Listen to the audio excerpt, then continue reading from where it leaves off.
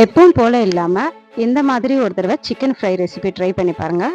இது ஃப்ரெஷ்ஷாக அரைச்ச மசாலா, வறுத்த முந்திரியெல்லாம் சேர்த்து செய்யக்கூடிய காஜு சிக்கன் ஃப்ரை ரெசிபி தான்.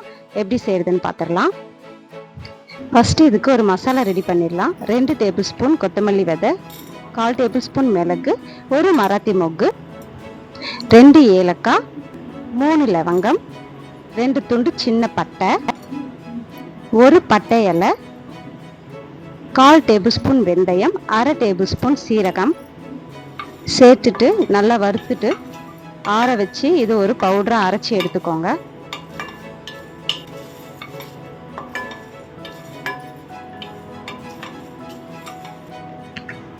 அப்புறம் ஒரு பேனில் 3லிருந்து 4 டேபிள் ஸ்பூன் எண்ணெய் சேர்த்துட்டு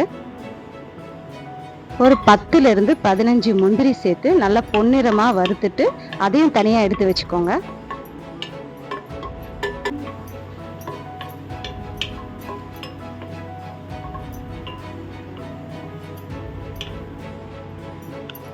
அப்புறம் அதே எண்ணெயில் 1/2 கிலோ சிக்கன் சேர்த்துட்டு ஒரு தடவை நல்லா கலந்து விட்டுட்டு தேவையான அளவு உப்பு, 1/4 டேபிள் ஸ்பூன் மஞ்சள்தூள் சேர்த்து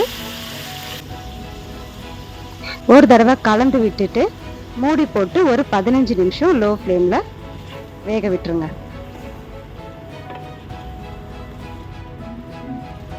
இதுக்கு நம்ம எக்ஸ்ட்ரா எந்த தண்ணியும் சேர்க்க வேணாம். சிக்கன் வேகும்போது அதுவே தண்ணி வரும், அந்த தண்ணியே போதுமானதாக இருக்கும்.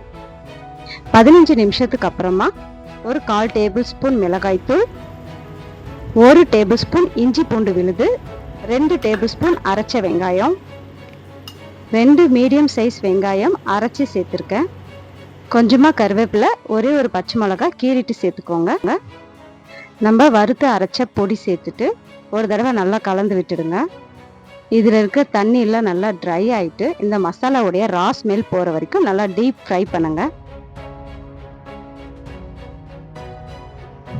மசாலா சிக்கனோட நல்லா மிக்ஸ் ஆகிட்டு நல்லா ஃப்ரை ஆகிட்டு வந்ததுக்கு அப்புறமா லாஸ்ட்டாக நம்ம வறுத்து வச்ச முந்திரி சேர்த்துட்டு கொஞ்சமாக கொத்தமல்லி தழை சேர்த்து இறக்கிடலாம். அவ்வளோதான்.